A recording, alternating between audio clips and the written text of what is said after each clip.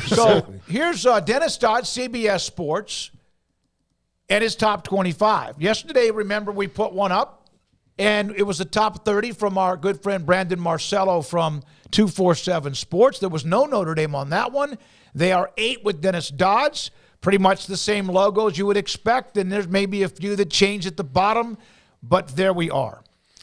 I disagree. I think Clemson is too high. I think Kansas State is too low. I think Miami's just about right. I think Washington might be a little too high.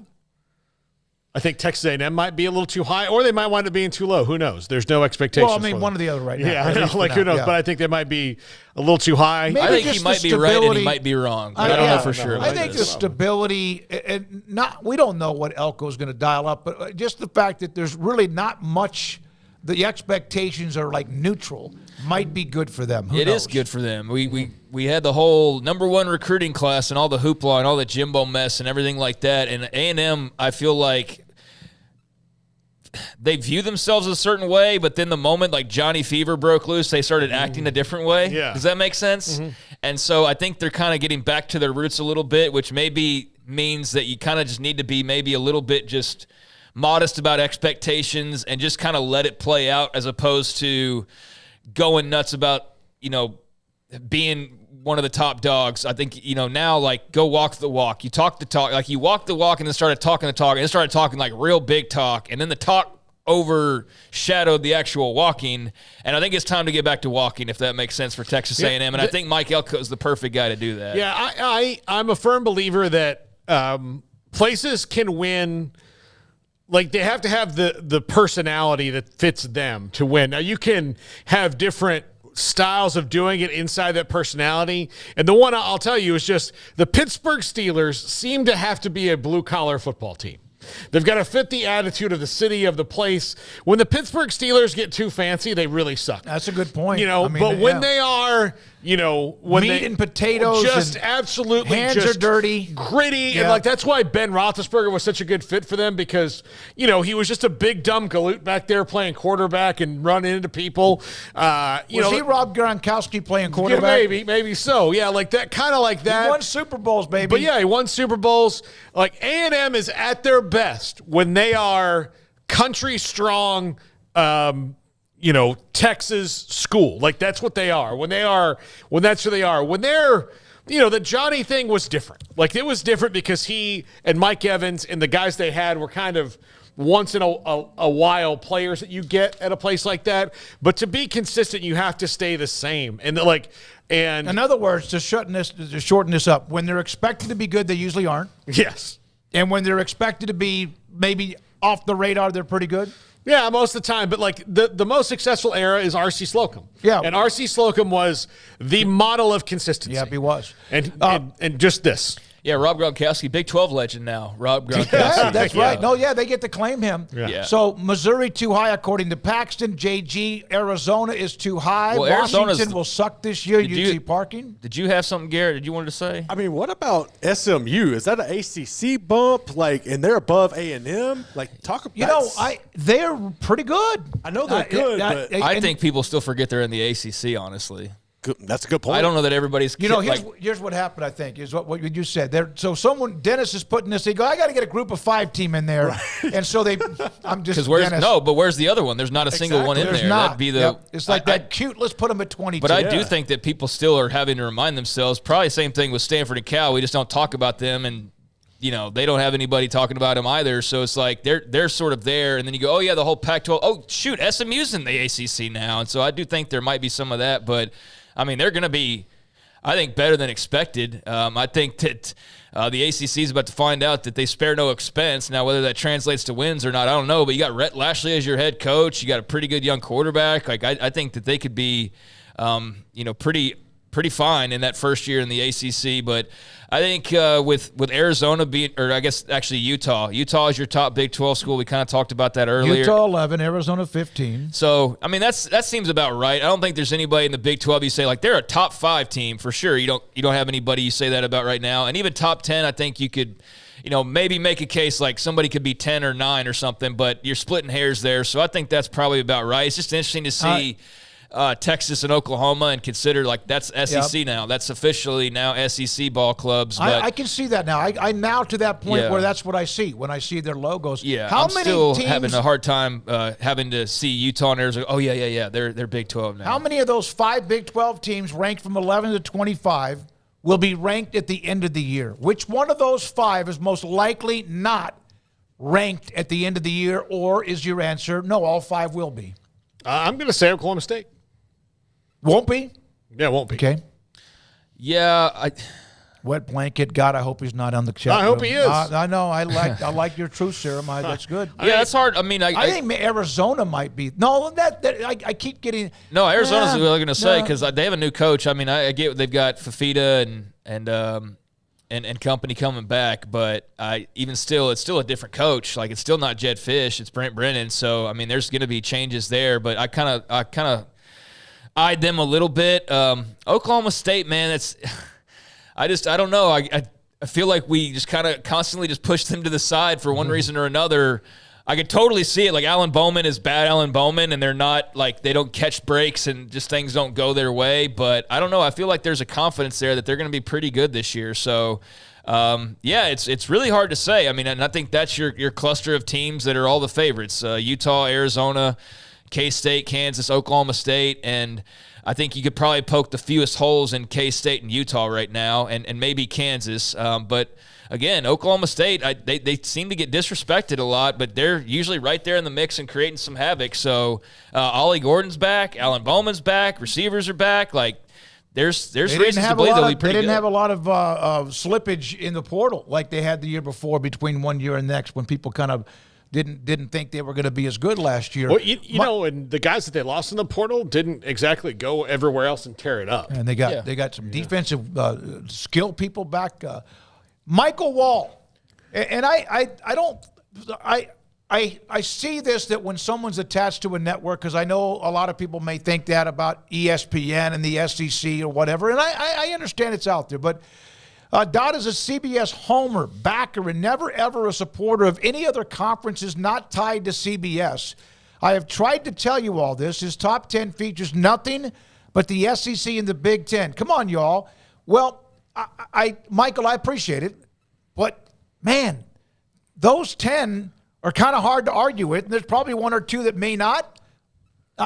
Notre Dame's attached to NBC, right? So, and then the SEC else. is ESPN, and they just left CBS. Yeah. So if anything, if the company wanted to slam him, they'd tell him like, "Hey, let's no." Also, I've seen Dennis Dodd at a ton of Big 12 events. That doesn't mean to say that he mostly covers that. Core, so I mean, yes, it is. Honestly, I know if it wasn't for the Big 12, I don't know how much we've heard about Dennis Dodd over the last. I mean, I'm saying that respectfully, but honestly, we've talked to him. It's because of the Big 12. Yep. Like that's pretty much all we solely talked to him about, and realignment as a whole. But so I'll slightly disagree there. I think he covers the Big 12 quite a bit. I also think, you could say Missouri's too high, or maybe. I mean, just pick a team in the top 10. They're not going to be as good as Utah, but I don't think there's anything that's just like super obvious of, no, Arizona should be number 7, or so-and-so's getting disrespected.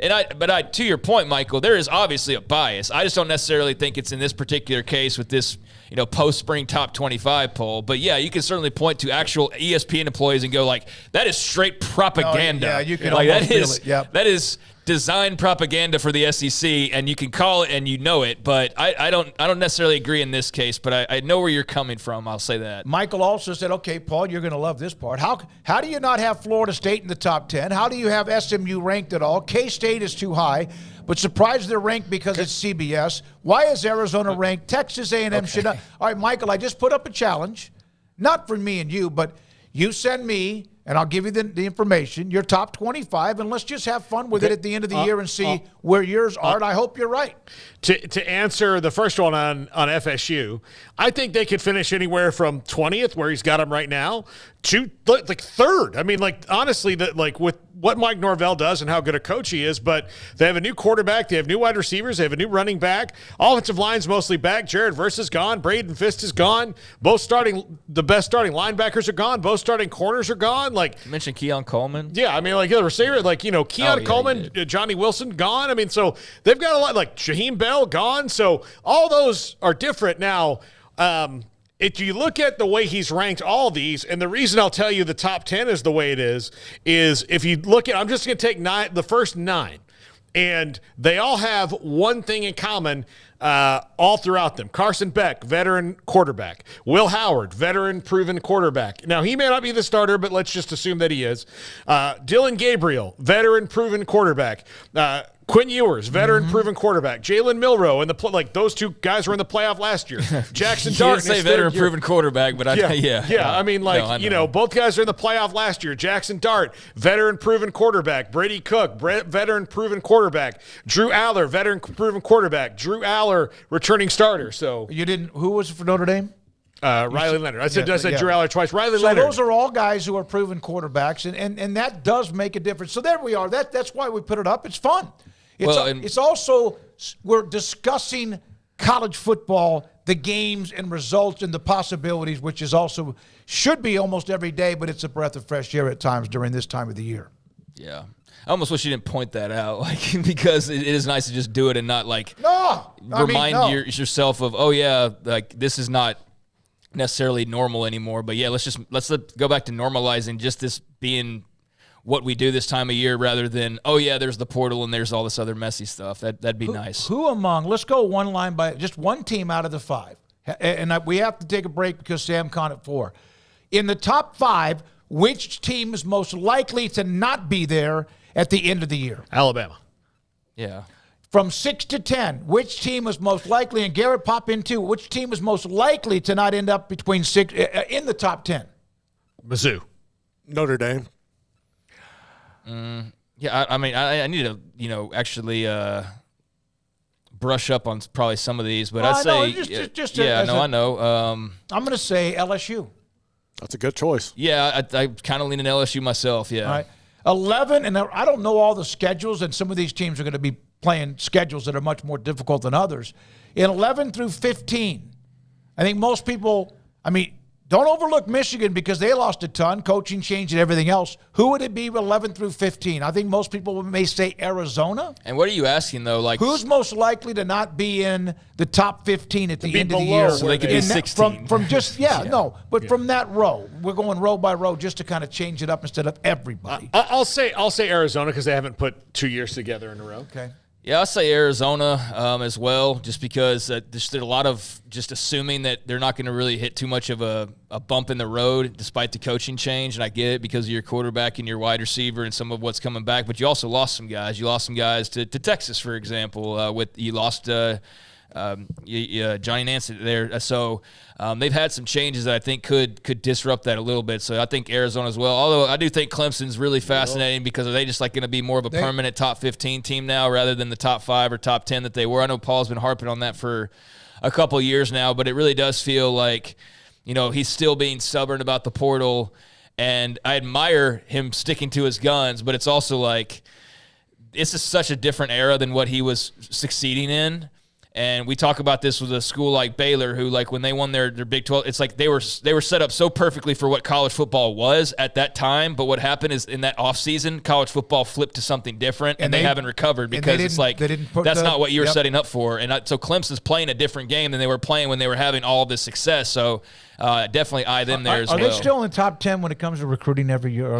Pretty much. The thing about Dabo is that, and what I think he's missing is that, okay, so there's not an ACC team above him, but what'll happen at Miami and Florida State is that if one of their starters gets hurt that's like a key player, the guy who's probably going into that game is a redshirt sophomore above, because he's been there a little bit. When one of Dabo's key guys gets hurt, one of his star recruits has to play, and you're a damn good coach, Dabo, but you're not nobody's that good where every true freshman's going to hit and be ready right away. There's where I think he's losing it, is where these other teams can build depth and let their freshmen get out of being freshmen and only play the super studs, as where there's so much attrition and injuries in college football that, you get in the middle of the season and you've lost 2 of your key wide receivers. Well, the other guys might be fast, but they may not be as good at route runners yet. Is Klubnik the guy? Yeah. Quarterback? Yeah, okay, yeah. Because he wasn't all last year was tough, but I think it was for a lot of what they did on offense. Well, But and they weren't I'm great not at questioning him, but he needs to raise his game. And they weren't great in the offensive line last year, like they have been in the past. They weren't great at the wide receiver position. So, I mean, there's a lot of questions about them. 2 more rows. 16 to 20, who is most likely to not finish inside the top 20 among those 5? I'll say Washington with a whole new roster. Yeah, I say Washington. Okay. I think that's pretty easy. I mean, Jed Fish could work some miracles, but I think, just comparing to the other schools listed there, they're definitely the most likely to drop a little bit. Garrett? I would say either Washington or Tennessee. Do you think you make a case for the one or Vols the other? Washington. Okay, and I know we didn't brush up on this. 21 through 25, which of those 5 is most likely to not be ranked at the end of the regular season? That's tough to say. I really, this one, I think it's they're all about equal in my book, honestly. I'm going to just say it. I'm going to say A&M. Okay. I think that they'll be okay, but I don't think they'll be top 25. I think that the schedule might catch up with them. Yeah, I'll agree with you. I mean, they might be better, but they've got a lot of turnover, and that it doesn't take much for them to be better than they were last year. Their quarterback's getting rave reviews. Oh, it's not just. I don't think it's good. Yeah, I don't think it's just yap. Yeah, you know who else is good is Grayson McCall, who's at NC State now. Preston Stone at SMU, and Jalen Daniels at Kansas. Yeah. So, well, I mean, Kansas is a whole big. They got a big old if with Jalen Daniels. Now, I think their running game will be incredible based on just their style. Jeff Grimes into the coaching staff, and I think just with what he can do to further complement what they've already been doing with Lance Leipold, the wide zone, all that's I think a good partnership. That was a good landing spot for Jeff Grimes, and so they're going to be able to run the football. But man, it sure helped to have Jason Bean last year. I mean, without him, which is an we're talking about a whole different team. So I think that's an experienced player too. I think that's one of those where you say there's a lot of if with the Jalen Daniels health factor carrying them there. But, that'd be one that I'd circle, I guess, in that last group. When we come back.